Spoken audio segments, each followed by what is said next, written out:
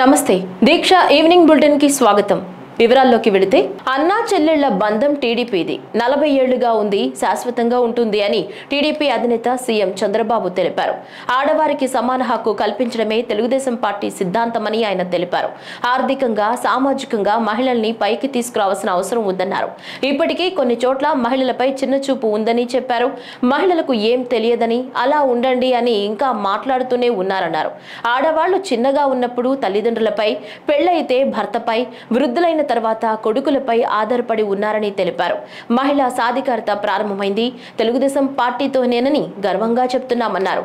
మహిళకు ఆస్తిలో సమాన హక్కు స్వర్గీయ ఎన్టీఆర్ కల్పించారన్నారు. తెలుగుదేశం పార్టీ సిద్ధాంతం జెండర్ ఈక్విటీ ద్వారా ఆడవారికి సమాన హక్కులు కల్పించడం ద్వారా వారిని ఆర్థికంగా, రాజకీయంగా, సామాజికంగా పైకి తేవాల్సిన బాధ్యత మనందరిపైన ఉంది. ఇప్పటికి కూడా మనం వివక్ష చూపిస్తూనే ఉన్నాం. ఎవరైనా మహిళలను చూస్తే మనకందరికి కూడా ఒక చిన్న చూపు, మీకేం తెలీదు, మీరుండండి అనే విధంగా మాట్లాడుతున్నాం. రెండో విషయం మీరు చూస్తే అధ్యక్ష, చిన్నప్పుడు తల్లిదండ్రులపైన ఆధారపడతారు, పెద్ద అయిన తర్వాత భర్తలపైన ఆధారపడతారు, మళ్ళీ ముసలి వాళ్ళైతే పిల్లలపైన ఆధారపడతారు. కానీ ఎప్పుడు కూడా వివక్ష చూపిస్తూనే ఉంటారు. అందుకే ఈ రోజు గర్వంగా చెప్పగలుగుతున్న మహిళా సాధికారత ప్రారంభమైంది తెలుగుదేశం పార్టీతోనే ప్రారంభమైందని చెప్పి కూడా గర్వంగా చెప్పగలుగుతున్నా. 86లో అధ్యక్ష మహిళలకు ఆస్తిలో సమాన హక్కు ఇచ్చాడు ఎన్టీ రామారావు గారు. అంతవరకు వారసత్వంగా మనం ఒక్కసారి చూస్తే ఆస్తిలో సమాన హక్కు లేదు. ఆడపిల్లలుంటే పెళ్లిళ్లు చేసి పంపించేస్తున్నాం, ఆస్తిలో హక్కు లేని పరిస్థితి తీసుకొస్తున్నాం, సెక్యూరిటీ ఇవ్వలేని పరిస్థితికి వచ్చాం. అది తీసుకొచ్చిన తర్వాత అధ్యక్ష డిమాండ్ చేసే పరిస్థితికి వచ్చారు ఆడబిడ్డలు. I'm proud to say that. ఎవరైనా సరే అది అయిన తర్వాత ఈ రోజు చూస్తే 40 ఏళ్ల ముందే తీసుకొస్తే 2005లో దేశంలో దీన్ని చట్టంగా తీసుకొచ్చారు, మహిళలకు ఆస్తిలో సమాన హక్కుని. అయితే మన రాష్ట్రంలో మనం అందరం గుర్తుపెట్టుకోవాల్సిన అవసరం ఉంది. తల్లికి చెల్లికి ఆస్తిలో వాటా ఇవ్వని వ్యక్తి నిన్నటి వరకు ఈ సభలో కూర్చొని ముఖ్యమంత్రిగా ఉన్నాడంటే ఏ విధంగా సభవో నాకైతే అర్థం కావడం లేదు. నేనేదో విమర్శించాలని విమర్శించడం లేదు. ఇచ్చిన వాటాల మీద కోర్టుకు పోయి అది కూడా ఇవ్వను అనే పరిస్థితి వచ్చారంటే ఇంకా ఆస్తిలో సమాన హక్కు మీద మాట్లాడడం గాని, మహిళల గురించి మాట్లాడే హక్కు అలాంటి వ్యక్తులకు ఉంటుందా అని అడుగుతున్నాను అధ్యక్ష. ఎందుకంటే అధ్యక్ష ఈ రోజు మనందరం ఒకటి గుర్తుపెట్టుకోవాల్సిన అవసరం ఉంది. రాజకీయాల్లో ఉండే మనం ప్రజలకు జవాబుదారితనం, మనం ఆదర్శంగా ఉండాలి. మనం ఆదర్శంగా ఉండి ప్రజలకు కూడా ఆదర్శమైన విధానాలకు స్ఫూర్తినిచ్చే బాధ్యత మన పైన ఉంది. అలాంటి వ్యక్తులు తల్లికి కూడా నేను వాటాలు ఇవ్వలేదు, లేకుంటే నేను మార్చుకుంటున్నాను, ఇది నా వాటా అని చెప్పే పరిస్థితికి వచ్చారంటే చాలా బాధేస్తుంది. కనీసం సభ్యత ఆ విషయం కూడా మర్చిపోయి ఇలాంటి చేసే పరిస్థితికి వచ్చారు. శాసన మండలిలో వైసీపీ సభ్యులు లేవనెత్తే ఏ అంశంపై అయినా చర్చించేందుకు రాష్ట్ర ప్రభుత్వం సిద్ధంగా ఉందని రాష్ట్ర ఐటీ శాఖ మంత్రి నారా లోకేష్ తెలిపారు. శాసన మండలిలో ఫీజు రియంబర్స్మెంట్ అంశంపై వైసీపీ సభ్యులు ఆందోళన చేపట్టారు. ప్లాకార్డులు పట్టుకుని చైర్మన్ పోడియం వద్ద నిరసన తెలిపారు. నిరుద్యోగ భృతి, 20 లక్షల ఉద్యోగాల కల్పన అంశాలపై చర్చించాలని వైసీపీని సభ్యులు వాయిదా తీర్మానం కోరారు. దీనికి మండలి చైర్మన్ నిరాకరించారు. అయితే ఈ అంశాలపై చర్చించేందుకు సిద్ధంగా ఉన్నామని మంత్రి స్పష్టం చేశారు. అధ్యక్ష ఈరోజు షార్ట్ డిస్కషన్ ఉంది. ఫీ రీంబర్స్మెంట్ పైన మాట్లాడడానికి సిద్ధంగా ఉంది ప్రభుత్వం. ఉద్యోగాలు, ఉపాధి కల్పన గురించి మాట్లాడడానికి సిద్ధంగా ఉంది. గత ప్రభుత్వం పెట్టిన 4500 కోట్ల బకాయిల గురించి కూడా మాట్లాడడానికి మేము రెడీగా ఉన్నాం అధ్యక్ష. అధ్యక్ష వింత ఏంటంటే ఫీజు పోర్ అని పేరు పెట్టి తర్వాత ఫీజు పోర్ నుంచి యువత పోర్ అని పేరు మార్చుకుంటూ కూడా చాలా నవ్వుకుంటున్నారు అధ్యక్ష. బయట వాళ్ళకి దేనిపైన పోరాడుతున్నారు ముందర క్లారిటీ ఉంటే బాగుంటుంది అధ్యక్ష. అధ్యక్ష ఇది ఎట్టుందంటే గతంలో ఫీజు రీఎంబర్స్మెంట్ చేయలేదు అధ్యక్ష. 4500 కోట్ల రూపాయలు బకాయిలు పెడతారు, దానిపైన ధర్నా అంటారు అధ్యక్ష. వాళ్ళే కరెంట్ ఛార్జీలు పెంచుతారు, దానిపైన ధర్నా అంటారు. ఎట్లా అధ్యక్ష ఇది? ఎందుకు 4500 కోట్ల రూపాయలు బకాయిలు పెట్టారు చెప్పమనండి. డిస్కస్ చేద్దాం అధ్యక్ష. చర్చకి సిద్ధంగా ఉన్నాం. షార్ట్ డిస్కషన్ ఉంది, దానిపైన చర్చిద్దాం అధ్యక్ష. అన్ని విషయాలు చర్చిద్దాం. ఫీ రీంబర్స్మెంట్ గురించి మాట్లాడదాం, వాళ్ళ వల్ల ఎన్ని ఉద్యోగాలు పోయినా మాట్లాడదాం. చర్చకి ప్రభుత్వం సిద్ధంగా ఉంది. సాయంత్రం షార్ట్ డిస్కషన్ ఉంది, డిమాండ్స్ మూవ్ చేస్తున్నాం, దానిపైన డిస్కస్ చేద్దాం అధ్యక్ష. రాష్ట్రంలో భూమి మార్పిడి రిజిస్ట్రేషన్ల సమస్యల అంశంపై విజయనగరం శాసనసభ్యురాలు పూసపాటి అదితి విజయలక్ష్మి గజపతిరాజు, సింగనమల శాసనసభ్యురాలు బండారు శ్రావణి, రంపచోడవరం శాసనసభ్యురాలు మిరియాల శిరీషాదేవి, పలాస శాసనసభ్యురాలు గౌతు శిరీష అడిగిన ప్రశ్నలకు రాష్ట్ర రెవెన్యూ శాఖ మంత్రి అనగాని సత్యప్రసాద్ సమాధానమిచ్చారు. గత ప్రభుత్వం 6,688 గ్రామాల్లో అసంపూర్ణంగా రీసర్వే చేసిందని మంత్రి పేర్కొన్నారు. కూటమి ప్రభుత్వం వచ్చిన తర్వాత రెవెన్యూ సమస్యల పరిష్కారానికి చర్యలు తీసుకున్నామన్నారు. అయితే ఆయా గ్రామాల నుంచి 2,79,712 అర్జీలు వచ్చాయని మంత్రి వివరించారు. వాటిలో 2,74,327 అర్జీలను పరిష్కరించినట్లు తెలిపారు. రెవెన్యూ సమస్యలను పారదర్శకంగా పరిష్కరిస్తున్నామని మంత్రి తెలిపారు. ఎందుకంటే అధ్యక్ష, గత పరిపాలకుల అధ్యక్ష ఏదైతే మనుషులు ఎమోషన్ దెబ్బతినే విధంగా వారి యొక్క ఆలోచనలు కూడా పరిగణన తీసుకోకుండా రీసర్వే అని చెప్పేసి, అంటే ఏదైతే మంచి కాన్సెప్ట్ అధ్యక్ష, డిజిటల్ చేయాలని చెప్పేసి కేంద్ర ప్రభుత్వం సపోర్ట్ చేస్తున్నటువంటి పూర్తి 100% సపోర్ట్ చేసినటువంటి కార్యక్రమం అధ్యక్ష. కానీ వీళ్ళు స్వార్థంతో దోచుకోవాలి, పేదల్ని ఇబ్బంది పెట్టాలి, ఏదైతే గ్రామ కంఠాలు ఉన్నాయో లేకపోతే గ్రామంలో సర్ప్లస్ ల్యాండ్స్ ఉన్నాయో అవన్నీ కూడా వారి అనువాయిల పేరు రాసుకోవాలని చెప్పే దురాలోచనతో ఈ గత రీసర్వే చేశారు అధ్యక్ష. గతంలో 6,688 గ్రామాల్లో చేశారు అధ్యక్ష. ఆ 6,688 గ్రామాల్లో అధ్యక్ష నాకు దాదాపుగా 2,79,712 అర్జీలు వచ్చినాయి అధ్యక్ష. అంటే మేము ఏదైతే గ్రామ సభలు నిర్మించాము, ఎందుకంటే మన ప్రభుత్వం వచ్చిన తర్వాత అధ్యక్ష పెద్దలు చెప్పినట్టుగా 100-70-80% రెవెన్యూ సమస్యలు వస్తూ ఉన్నాయి. కాబట్టి తప్పకుండా ఇటు పరిష్కరించాలని చెప్పేసి గౌరవ ముఖ్యమంత్రి గారు స్పెషల్ డ్రైవ్గా తీసుకుని ముందుకెళ్ళమని చెప్పారు అధ్యక్ష. దాంట్లో భాగంగానే రీసర్వేకి గ్రామ సభలు పెట్టాము అధ్యక్ష. ప్రతి ఒక్క రీసర్వే జరిగిన గ్రామంలో ఈ సభలు ఏర్పాటు చేశాం అధ్యక్ష. అవన్నీ కూడా అంటే దాదాపుగా 98% అధ్యక్ష. ఎందుకంటే 2,74,327 అర్జీలు మేము రిడ్రెస్ చేసి వారికి అందరి దగ్గర కూడా అంటే మేము సాటిస్ఫై అయ్యాము అని చెప్పి లెటర్ తీసుకునే దాకా కూడా మా క్షేత్రస్థాయిలో మా అధికారులు వెళ్ళి ఆ గ్రామాల్లో గ్రామ సభలు పెట్టి పరిష్కరించారు అధ్యక్ష. కూటమి ప్రభుత్వం రాజకీయ వివక్ష లేకుండా అర్హులందరికీ లబ్ధి చేకూర్చేందుకు కృషి చేస్తుందని రాష్ట్ర వైద్య ఆరోగ్య కుటుంబ సంక్షేమ శాఖ మంత్రి వై సత్యకుమార్ యాదవ్ తెలిపారు. శాసనసభ ప్రశ్నోత్తరాల సమయంలో తలసేమియా రోగుల ఆర్థిక ఇబ్బందుల అంశంపై విశాఖ ఉత్తర శాసనసభ్యులు పెనుమత్స విష్ణుకుమార్ రాజు అడిగిన ప్రశ్నకు మంత్రి సమాధానమిస్తూ సికిల్ సెల్ తలసేమియా బాధితులకు ఉచితంగా రక్త మార్పిడి చేసేందుకు రక్తాన్ని అందించేలా చర్యలు తీసుకుంటున్నామన్నారు. తలసేమియాపై ప్రజల్లో మరింత అవగాహన కల్పించాలన్నారు. కూటమి ప్రభుత్వం తలసేమియాపై ప్రత్యేక చర్యలు తీసుకుంటుందన్నారు. పెన్షన్లు అనేవి సెర్ప్ ఆధారంగా ఇవ్వడం జరుగుతుంది, వారి ఆర్థిక పరిస్థితిని ఆధారంగా ఇవ్వడం బట్టి జరుగుతుంది. అయితే బ్లడ్ ట్రాన్స్ఫ్యూషన్కి సంబంధించి ప్రభుత్వ కానీ ప్రైవేట్ హాస్పిటల్లో కానీ 1,594 మంది ఎవరైతే ఉన్నారో వారితో ఉచితంగా ట్రాన్స్ఫ్యూషన్ ఇవ్వడం జరుగుతుంది. సగటున 3 వారాలకు ఒకసారి తీసుకోవాల్సిన అవసరం ఉంటుంది అధ్యక్ష.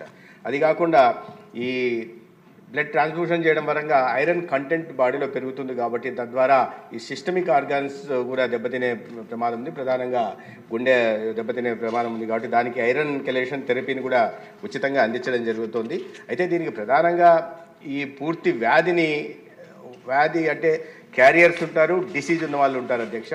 క్యారియర్ సంఖ్యలో ఉన్న వాళ్ళు ఈ ఒక జీన్ బీటా జీన్ అబ్నార్మాలిటీ ఉండడం వల్ల వస్తుంది. ఈ కారణంగా వస్తుంది. వీటిని పూర్తిగా చికిత్స అందించాలంటే బోన్ మ్యారో ట్రాన్స్ప్లాంటేషన్ చేయాలంటే చాలా అత్యధిక ఖర్చుతో కూడుకున్న దాని మీద కూడా ఇటీవల సమీక్ష నిర్వహించడం జరిగింది. ఏ రకంగా పేదలకి వీటిలో తలసేమియా నుంచి బాధపడుతున్న వాళ్ళకి మనం ఆదుకోవడానికి అవకాశం ఉందనే విషయం మీద సమీక్ష కూడా నిర్వహించడం జరిగింది అధ్యక్ష. అయితే ఇటీవల ఈ దిగువ బీపీఎల్ కాకుండా ఏపీఎల్ వారికి కూడా వర్తింపజేస్తే బాగుంటుందని చెప్పడం జరిగింది. అయితే ఎన్టీఆర్ వైద్య సేవలు ఇటీవలే గౌరవ ముఖ్యమంత్రి గారు ఈ ఎన్టీఆర్ వైద్య సేవల్ని 22 లక్షల మధ్యతరగతి కుటుంబాలకు కూడా వర్తింపజేస్తున్నారు. కాబట్టి వాటిలో వీరికి ఆ లబ్ధి పొందే అవకాశం ఉందని గౌరవ సభ్యులకి సందర్భంగా నేను తెలియజేస్తున్నా. ఉచితంగా ఈ తలసేమియా లేదా సికిల్ సెల్ లేదా ఈ బ్లడ్ డిజార్డర్స్ ఉన్న హిమోఫిలియా సికిల్ సెల్ తెలసేమియా ఉంటున్న రోగగ్రస్తులను కూడా ఉచితంగా బ్లడ్ ట్రాన్స్ఫ్యూషన్ కోసం బ్లడ్ అందించే ప్రయత్నం చేస్తున్నారు. అయితే వీటినన్నింటినీ పరిగణలోకి తీసుకున్న తర్వాత డిసీజ్ ఉన్న వాళ్ళ సంఖ్య తక్కువనే ఉంది అధ్యక్ష. క్యారియర్లు ఎక్కువ ఉంటున్నారు. సమస్య ఏంటంటే వీళ్ళలో కాస్త అవగాహన కలిగించాల్సి ఉంది. జర్నలిస్టులకు ఇళ్ల స్థలాల కేటాయింపు అంశంపై ఏపీ అసెంబ్లీలో ఎమ్మెల్యేలు ప్రశ్నలు లేవనెత్తారు. కొనతాల రామకృష్ణ, కాల్వ శ్రీనివాసులు ప్రశ్నలు అడిగారు. వీరికి మంత్రి అనగాని సత్యప్రసాద్ సమాధానాలిచ్చారు. జర్నలిస్టులకు ఇళ్ల స్థలాలు ఇచ్చే అంశం ప్రభుత్వ పరిశీలనలో ఉందన్నారు. రేషన్ కార్డు ఉన్న చోటే స్థలం ఇచ్చే అంశం పరిశీలిస్తున్నట్లు చెప్పారు. ఇళ్ల స్థలాల కేటాయింపుపై కేబినెట్ సబ్ కమిటీ అధ్యయనం చేస్తోందని పేర్కొన్నారు. కమిటీ ఈ అంశంపై ప్రతిపాదనలు చేస్తోందన్నారు. జర్నలిస్టులకు తక్కువ ధరకే స్థలాలు ఇవ్వటం సరికాదని సుప్రీంకోర్టు తెలిపిందన్నారు. వీటిని ఎలా ఇవ్వాలనే అంశంపై సీఎం ఆదేశాలతో కసరత్తు చేస్తున్నామని, గత ప్రభుత్వం ఇళ్ల పట్టాలు ఇస్తామంటూ జర్నలిస్టులను కూడా మోసం చేసిందని, వారిపై భారం మోపేలా ఇళ్ల పట్టాల జీవోను ఇచ్చిందని అనగాని సత్యప్రసాద్ అన్నారు. జర్నలిస్టుకి ఇళ్ల స్థలాలు ఇస్తా అని చెప్పేసి 2019 వచ్చిన తర్వాత అధ్యక్ష, సరిగ్గా ఎన్నికలకి 6 నెలలు కొన్ని నెలల ముందు అధ్యక్ష ఇళ్ల స్థలాల పేరుతో పెద్ద నాటకం ఎత్తాడు అధ్యక్ష.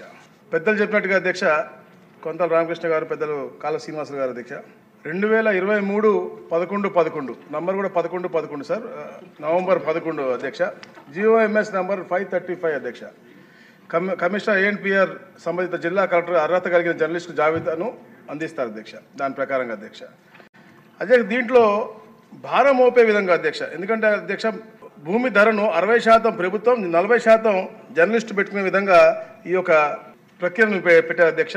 దాంట్లో కూడా చాలా కండిషన్స్ పెట్టారు అధ్యక్ష. జర్నలిస్ట్ జీవిత భాగస్వామ్యం కానీ, గతంలో ఏదైనా ప్రభుత్వ పథకం కింద ఇళ్ల స్థలం తీసుకున్నా, లేకపోతే వారికి ఎక్కడైనా అక్రిడేషన్స్ ఉన్నా, లేకపోతే వారికి చిన్న ఫ్లాట్ ఉన్నా, చిన్న ప్లాట్ ఉన్నా, వీళ్ళందరూ అర్హత కాదు అని చెప్పేసి కఠినతరమైనటువంటి పెట్టారు అధ్యక్ష. అయితే అధ్యక్ష అలాగే 10 సంవత్సరాలు లోపు ఇల్లు కట్టకపోతే వెనక్కి తీసుకునే విధంగా గైడ్లైన్స్ కూడా ఇచ్చారు అధ్యక్ష.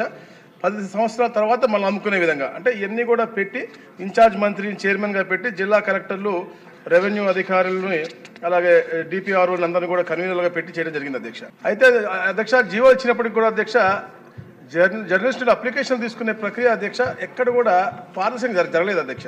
మన చంద్రబాబు నాయుడు గారు అప్పుడు ముఖ్యమంత్రిగా ఉన్నప్పుడు అధ్యక్ష 2014-19 ఎప్పుడు కూడా జర్నలిస్టుల పట్ల చాలా ప్రేమగా ఉండేవాళ్ళు అధ్యక్ష. ఎందుకంటే అప్పుడు లోటు బడ్జెట్ ఉన్నప్పటికీ కూడా అధ్యక్ష జర్నలిస్టుల సంక్షేమం కోసం చాలా ప్రాధాన్యత ఇచ్చారు అధ్యక్ష. జర్నలిస్టుల భవన పథకం కింద, అలాగే మరి ముఖ్యమైన అధ్యక్ష పిఆర్ఆర్ నిధి అధ్యక్ష, ప్రెస్ రివార్డ్ రిధా అధ్యక్ష, దీనికోసం ప్రత్యేకమైనటువంటి శ్రద్ధ పెట్టారు అధ్యక్ష. అలాగే ఆధునికత కోసం కూడా ప్రయత్నాలు చేశారు అధ్యక్ష. అలాగే ఆరోగ్య సదుపాయాలు అధ్యక్ష, అలాగే ప్రెస్ అక్రిడిషన్లు కూడా వాళ్ళు సులభతరంగా చేసే అక్రిడిషన్ వచ్చే విధంగా కూడా చేశారు అధ్యక్ష. ఆంధ్రప్రదేశ్ ప్రభుత్వం పామాయిల్ పంట విస్తీర్ణాన్ని పెంచడంపై ప్రధానంగా దృష్టి సారించిందని రాష్ట్ర వ్యవసాయ శాఖ మంత్రి కింజారపు అచ్చెన్నాయుడు తెలిపారు. శాసనసభ ప్రశ్నోత్తరాల సమయంలో పామాయిల్ పంటకు కనీస మద్దతు ధర అంశంపై బొబ్బిలి శాసనసభ్యులు ఆర్వీఎస్ కేకే రంగారావు అడిగిన ప్రశ్నకు మంత్రి సమాధానమిచ్చారు. తొలుత పశ్చిమ గోదావరి జిల్లాకు మాత్రమే పరిమితమై ఈ పంట నేడు రాష్ట్ర వ్యాప్తంగా విస్తరించిందన్నారు. ఇటీవల చేసిన సర్వేలో మరికొన్ని ప్రాంతాల్లో ఈ పంట సాగుకు అవకాశం ఉందన్నారు. పామాయిల్ పంటకు కేంద్ర ప్రభుత్వం వయబిలిటీ గ్యాప్ పేమెంట్ పథకాన్ని అమలు చేస్తోందన్నారు. రైతులకు ఎలాంటి ఇబ్బందులు లేకుండా ధర తగ్గకుండా చర్యలు తీసుకుంటామని మంత్రి పేర్కొన్నారు. ఇప్పుడు రాష్ట్ర ప్రభుత్వం ప్రధానమైనటువంటి దృష్టి ఆయిల్ పామ్ పంట విస్తీర్ణం పెంచడం పైన దృష్టి పెట్టాం అధ్యక్ష. ఎందుకంటే గత 5 సంవత్సరాలు పూర్తిగా దాని మీద దృష్టి పెట్టలేదు అధ్యక్ష. ఆయిల్ ఫామ్కి ప్రధానంగా కావలసినటువంటిది స్ప్రింక్లర్లు, డ్రిప్ అధ్యక్ష. 5 సంవత్సరాలు ఎక్కడ కూడా స్ప్రింక్లరు, డ్రిప్ ఇచ్చినటువంటి సందర్భాలు లేవు. మహానుభావులు ఎన్టీ రామారావు గారు దీన్ని ఆ రోజు ప్రారంభించారు. ముందు మనకి వెస్ట్ గోదావరి జిల్లాలో ఉండేది, తర్వాత రాష్ట్రం అంతా కూడా విస్తరించింది. ఈ మధ్య మేము ఒక టెక్నికల్ టీము రాష్ట్రం అంతా కూడా వెరిఫై చేస్తే ఇంకా కొన్ని జిల్లాల్లో, కొన్ని ప్రాంతాల్లో ఆయిల్ ఫామ్ పంట పండించడానికి అనుకూలంగా ఉన్నట్టు కూడా మాకు రిపోర్ట్స్ వచ్చాయి. ఆ మండలాలను కూడా ఏవైతే కొత్తగా ఆయిల్ ఫామ్ పెట్టడానికి అవకాశం ఉందని చెప్పి టెక్నికల్ టీం రికమెండ్ చేసిందో ఆ మండలాలను కూడా ఇందులోకి తీసుకురావడానికి ప్రయత్నం చేస్తున్నాం అధ్యక్ష.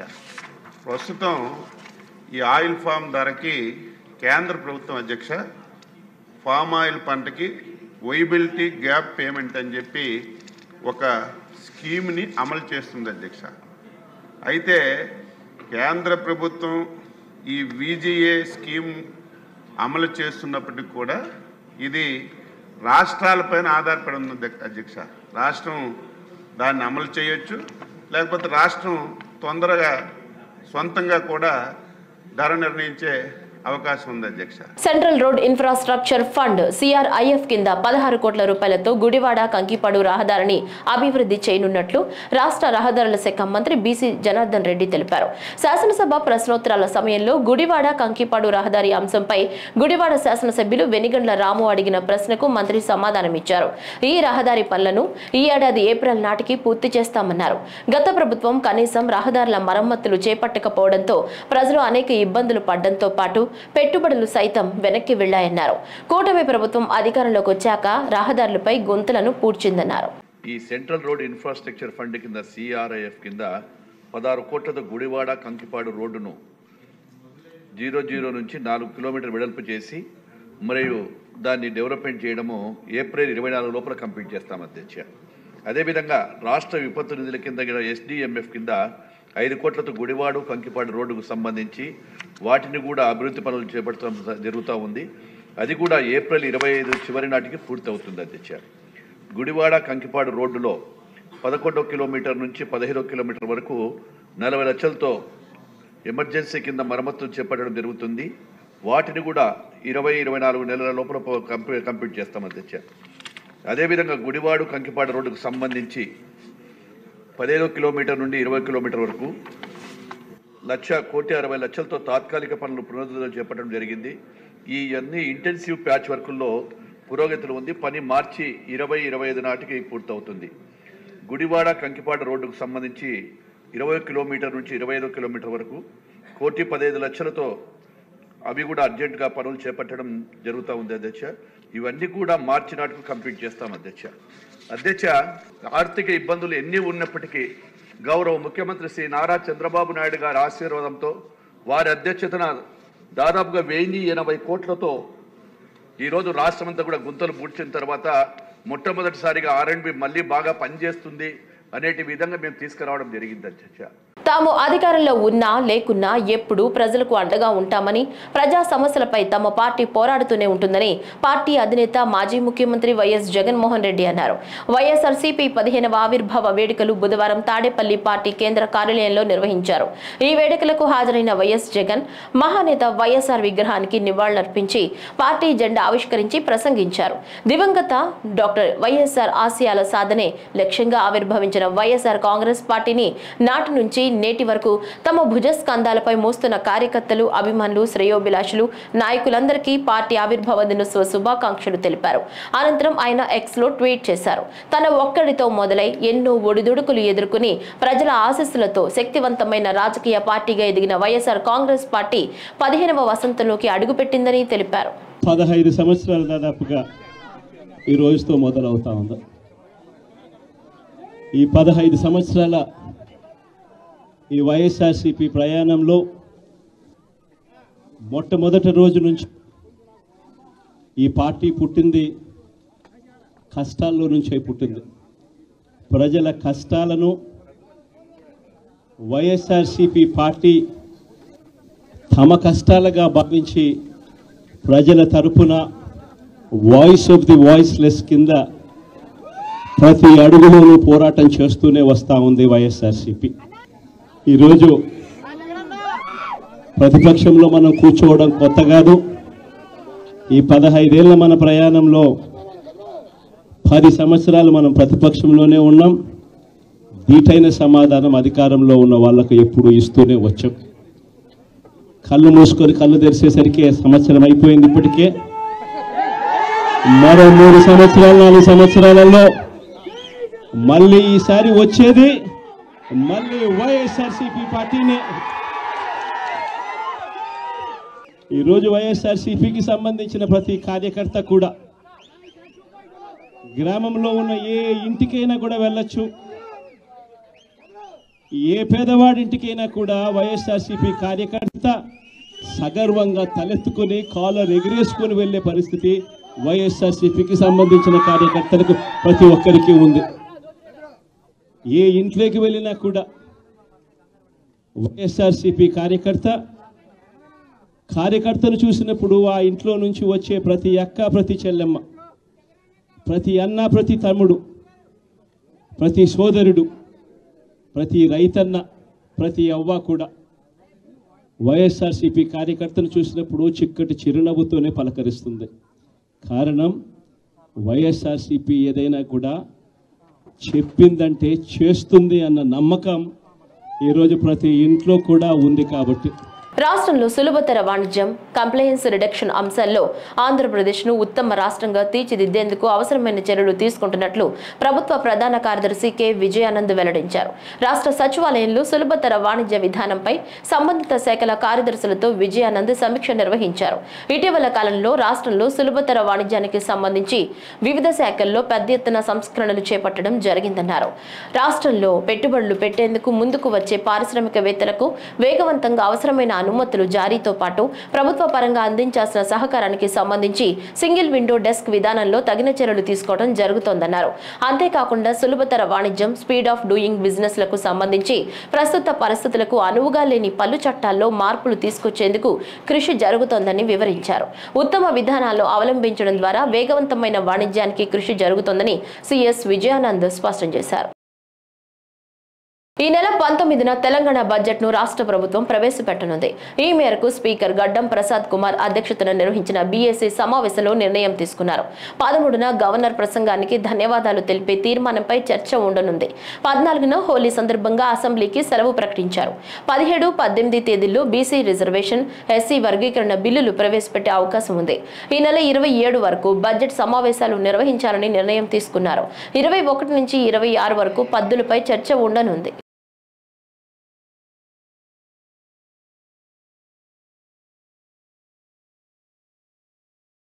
గుంటూరులో వైసీపీ తలపెట్టిన యువత పోరు కార్యక్రమానికి కంకరగుంట గేటు దగ్గర నుంచి కలెక్టర్ ఆఫీస్ వరకు యువత భారీగా చేరుకున్నారు. ఈ సందర్భంగా రాష్ట్ర విద్యార్థి విభాగం అధ్యక్షుడు వినోద్ మాట్లాడుతూ రాష్ట్రంలో విద్యార్థులకు ఫీజు రియంబర్స్మెంట్ అందటం లేదని, విద్యార్థులు చదువుకునేందుకు ఇబ్బంది పడుతున్నారని, వసతి దీవెన బకాయిలు పెద్ద ఎత్తున పేరుకుపోయాయని, వెంటనే ప్రభుత్వం స్పందించి విద్యార్థులకు ఫీజు రియంబర్స్మెంట్ గాని, వసతి దీవెన గాని వెంటనే కాలేజీ యాజమాన్యానికి చెల్లించాలని కోరారు. అనంతరం కలెక్టర్ కి వినతి పత్రం సమర్పించారు.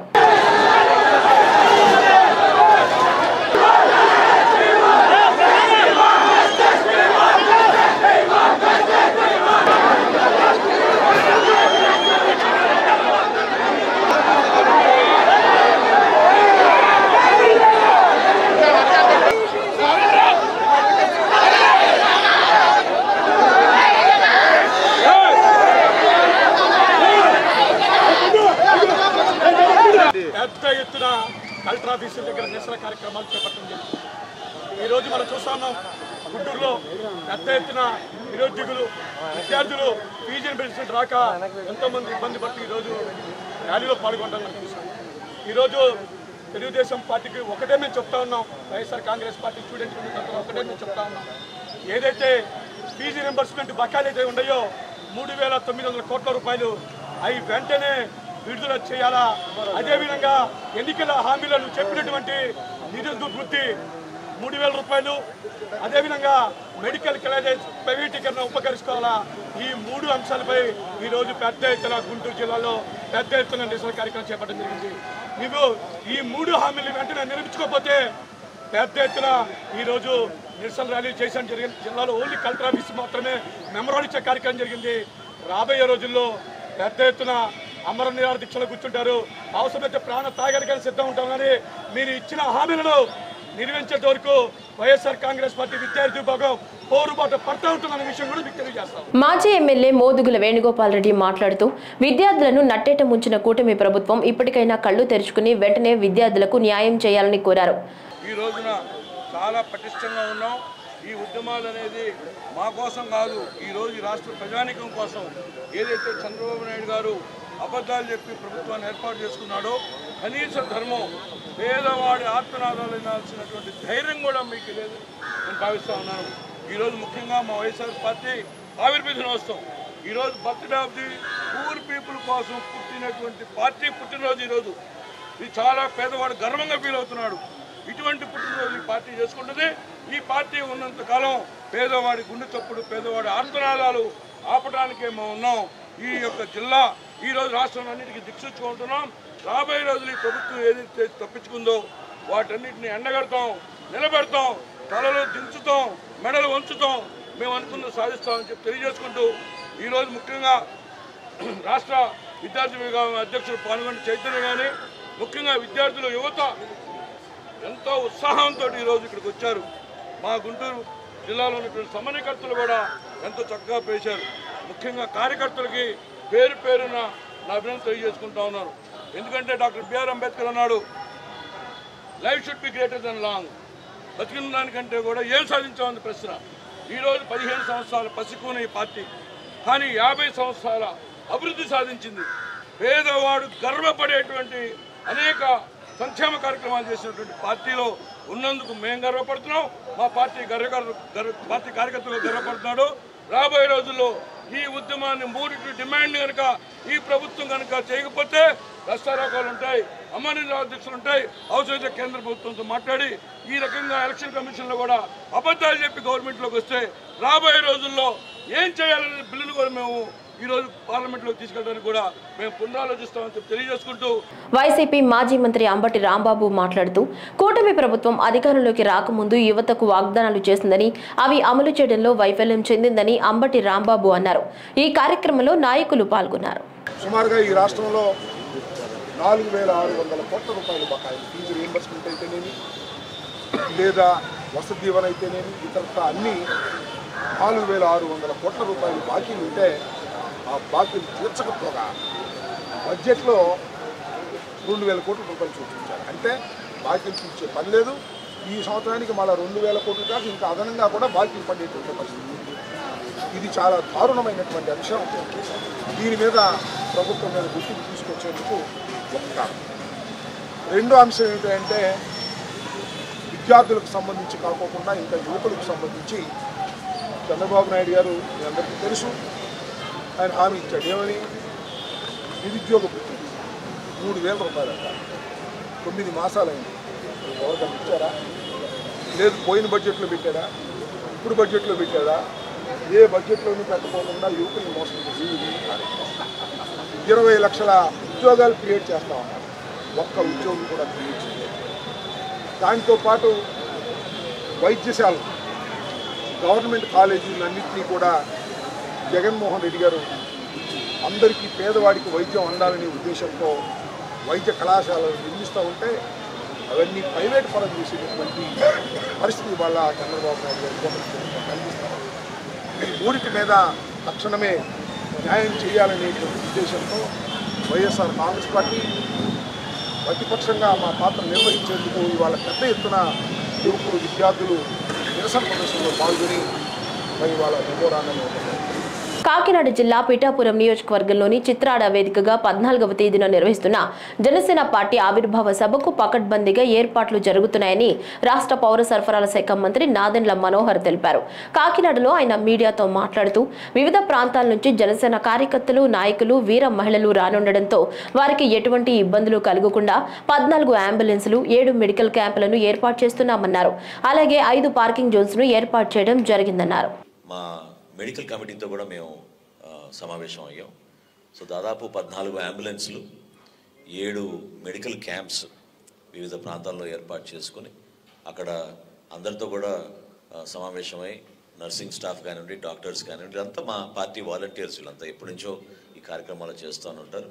స్థానికంగా ఈరోజు గౌరవ శాసనసభ్యులు చొరవతోటి అపోలో హాస్పిటల్ యజమాని కూడా వాళ్ళు ముందుకు వచ్చి వాళ్ళు కూడా అంబులెన్స్లు ఇతర సౌకర్యాలు కల్పిస్తామని వాళ్ళు ముందుకు వచ్చారు. వాళ్ళు కూడా ప్రత్యేకంగా మేము ధన్యవాదాలు తెలుపుతున్నాం. ఈ అడ్వాన్స్డ్ మెడికల్ కేర్ ఎవరికైనా అవసరం ఉంటే ఆ విధంగా కూడా సిద్ధమయ్యేటట్టు అపోలో హాస్పిటల్స్ వాళ్ళు ముందుకు వచ్చారు.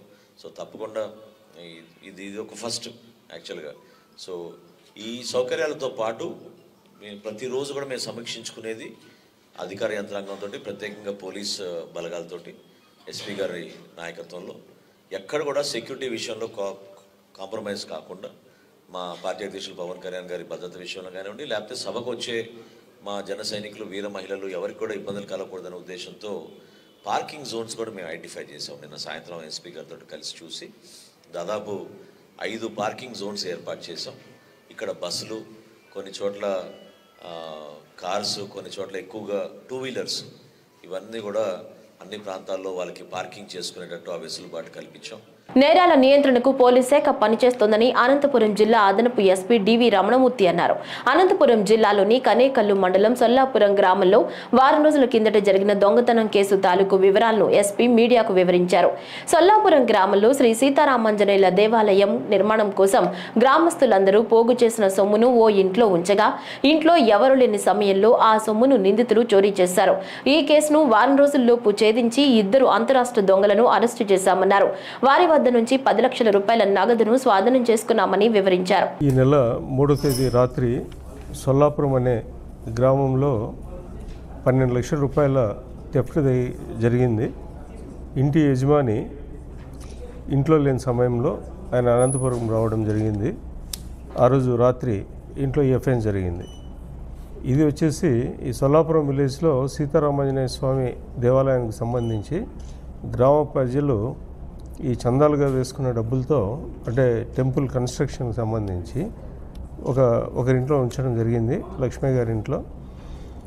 ఆయన ఇంట్లో లేని సమయంలో ఈ అఫెన్స్ జరిగింది. 12 lakhs.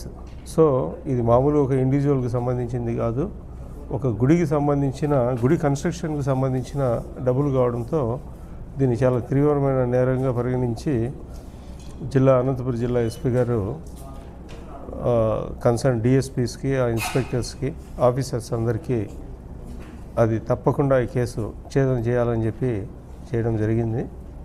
దాంతో ఈ కేసును ఒక సవాలుగా స్వీకరించి ఈ కేసు డిటెక్ట్ చేయడం జరిగింది. పిఠాపురంలో ఈ నెల 14న నిర్వహించనున్న జనసేన పార్టీ ఆవిర్భావ సదస్సుకు కృష్ణా జిల్లా నుంచి పెద్ద సంఖ్యలో పార్టీ కార్యకర్తలు, అభిమానులు హాజరు కానున్నారని పార్టీ జిల్లా అధ్యక్షుడు బండ్రెడ్డి రామకృష్ణ తెలిపారు. మచిలీపట్నంలో కార్యకర్తల సమావేశం జరిగింది.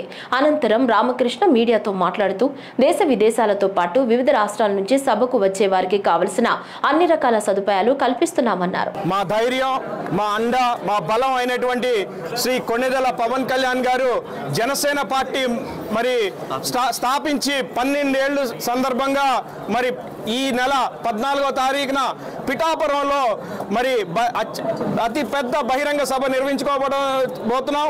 మరి ఆ సభని దిగ్విజయం చేయాలని చెప్పి కృష్ణా జిల్లా నలుమూలల నుంచి మరి జనసేన నాయకులు, వీర మహిళలు, జన సైనికులు, మరి కార్యకర్తలు అందరూ ఇక్కడికి విచ్చేశారు. ఈ సభని మేము మరి 2023 కంటే ఇంకా బలంగా చేసుకుంటామని చెప్పి అందరూ మాట ఇచ్చారు. అన్ని నియోజకవర్గాల నుంచి కావాల్సిన ఏర్పాట్లు చేసుకుంటున్నాం. మరి 2023లో చూసాం మచిలీపట్నంలో మరి బండి రామకృష్ణ గారు, అలాగే మా కృష్ణా జిల్లాలో ఉన్నటువంటి అన్ని నలుమూల నుంచి వచ్చినటువంటి నాయకులు అందరూ కలిసి ఆతిథ్యం ఎలా ఇచ్చారో మరి రేపటి రోజున ఖచ్చితంగా అంతే బలంగా మరి పిఠాపురం వెళ్ళాలి. మేమందరం కలిసికట్టుగా అక్కడికి వెళ్ళడానికి అనేక ఏర్పాట్లు చేసుకుంటున్నాం. మరి రాష్ట్రంలో నలుమూల నుంచి అక్కడికి మరి జన సైనికులు వస్తారు. కృష్ణా జిల్లా నుంచి అత్యధికంగా వచ్చే ప్రయత్నం మేమందరం చేస్తున్నాం. దానికి కావాల్సిన సన్నాహాలంతా చేస్తున్నాం. మరి మచిలీపట్నం నుంచి, పెడన నుంచి, గుడివాడ నుంచి, అవనగడ్డ నుంచి, గన్నవరం నుంచి, పెనమలూరు నుంచి, ఇలా అన్ని నియోజకవర్గాల నుంచి మరి అందరం మరి ఆ నాయకులు ఇక్కడ సమావేశమయ్యాం. వైకాపా సోషల్ మీడియా కార్యకర్త వర్ర రవీందర్ రెడ్డికి జగ్గయ్యపేట కోర్టు 14 రోజుల రిమాండ్ విధించింది. కడప కేంద్ర కారాగారంలో రిమాండ్ ఖైదీగా ఉన్న రవీందర్ రెడ్డిని ఎన్టీఆర్ జిల్లా జగ్గయ్యపేట పోలీసులు పీటీ వారెంట్పై మంగళవారం అదుపులోకి తీసుకున్నారు. వైఎస్ఆర్ జిల్లా పులివెందులకు చెందిన రవీందర్ రెడ్డి గత ప్రభుత్వ హయాంలో చంద్రబాబు, పవన్ కళ్యాణ్ పై అసభ్యకర పోస్టులు పెట్టారనే ఫిర్యాదుల మేరకు అతనిపై పలు కేసులు నమోదయ్యాయి. ఎన్టీఆర్ జిల్లా షేర్ మహమ్మద్ పేటకు చెందిన ఎన్కే గోపి ఫిర్యాదు మేరకు చిల్లకల్లు పోలీసులు వర్రా ఐటీ యాక్ట్ ప్రకారం వివిధ సెక్షన్ల కింద కేసు పెట్టారు. ఈ కేసులో భాగంగా చిల్లకల్లు పోలీసులు కడప జైలుకు వెళ్లి అదుపులోకి తీసుకున్నారు. ముందుగా కడప జైలు అధికారులు వర్రాకు వైద్య పరీక్షలు చేయించారు. అనంతరం జగ్గయ్యపేట పోలీసులకు అప్పగించారు. బుధవారం ఆయన్ను జగ్గయ్యపేట కోర్టులో ప్రవేశపెట్టగా న్యాయమూర్తి 14 రోజుల రిమాండ్ విధించారు. అనంతరం జగ్గయ్యపేట సబ్ జైలుకు ఆయన్ను తరలించారు. ఏపీ సిఐడి విచారణకు మాజీ ఎంపీ విజయసాయిరెడ్డి హాజరయ్యారు. కాకినాడ పోర్టు అక్రమాల కేసులో ఆయన సిఐడి కార్యాలయానికి వెళ్లారు.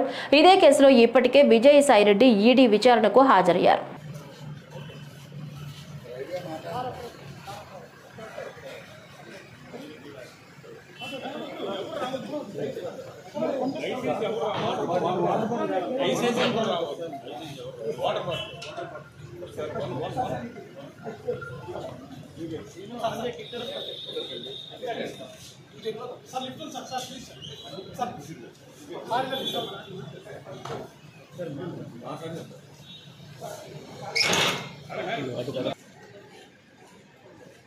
కూటమి ప్రభుత్వం పేద విద్యార్థులకు తీవ్ర అన్యాయం చేసిందని కాకినాడ జిల్లా వైఎస్ఆర్సీపీ పార్టీ అధ్యక్షులు మాజీ మంత్రి దాడిశెట్టి రాజా, మాజీ ఎంపీ వంగా గీత పేర్కొన్నారు. వైఎస్ఆర్ ప్రభుత్వం అధికారంలో ఉన్నప్పుడు 17 మెడికల్ కాలేజీలను ఏర్పాటు చేసేందుకు శంకుస్థాపన చేయడం జరిగిందని, వాటిలో 4 కాలేజీలు పూర్తవుతున్నాయని వైఎస్ఆర్ పార్టీ జిల్లా అధ్యక్షులు మాజీ మంత్రి దాడిశెట్టి రాజా పేర్కొన్నారు. వైఎస్ఆర్సీపీ పార్టీ కార్యాలయం నుంచి ఫీజు పోరుపై నిరసన కార్యక్రమం చేపట్టారు. మాజీ మంత్రి రాజా, మాజీ ఎంపీ వంగా గీత, మాజీ ఎమ్మెల్యే తోట నరసింహం, ద్వారంపూడి చంద్రశేఖర్ రెడ్డి, ఎమ్మెల్సీ అనంతబాబు, ముద్రగడ పద్మనాభం తదితరులు ర్యాలీలో పాల్గొన్నారు. జిల్లా కలెక్టర్కి వినతి పత్రం అందజేశారు. ఈ సందర్భంగా వారు మాట్లాడుతూ మెడికల్ కాలేజీ పేరిట ముఖ్యమంత్రి చంద్రబాబు నాయుడు వారి సైన్యానికి దారాదత్తం చేసేందుకు ప్రయత్నాలు చేస్తున్నారన్నారు. ఈ కార్యక్రమంలో కార్యకర్తలు పాల్గొన్నారు. ఈరోజు రాష్ట్ర వ్యాప్తంగా అదేవిధంగా కాకినాడ జిల్లా వ్యాప్తంగా వేలాది మంది యువకులు, నిరుద్యోగులు ఈ నిరసనలో కూడా పాల్గొనడం జరిగింది. ఆ స్పందన మీరే చూశారు ఏ విధంగా ఉందన్నది. అదేవిధంగా ఖచ్చితంగా ఈ రాష్ట్రంలో విద్యార్థుల్ని, నిరుద్యోగుల్ని అందరినీ కూడా ఆదుకోవాల్సిన అవసరం ఎంతైనా ఉంది. అదేవిధంగా 17 మెడికల్ కాలేజీలు మాజీ ముఖ్యమంత్రి జగన్మోహన్ రెడ్డి గారు ప్రారంభిస్తే అందులో 4 ప్రారంభమయ్యి మిగతా ఇక వివిధ స్థాయిల్లో, వివిధ స్టేజెస్లో కన్స్ట్రక్షన్లో ఉంటే వాటిని కూడా తన మనుషులకి అప్పగించే విధంగా చంద్రబాబు నాయుడు గారు ప్రయత్నాలు చేయడం కూడా మేము తీవ్రంగా. ఈ వార్తలు ఇంతటితో సమాప్తం. నమస్కారం.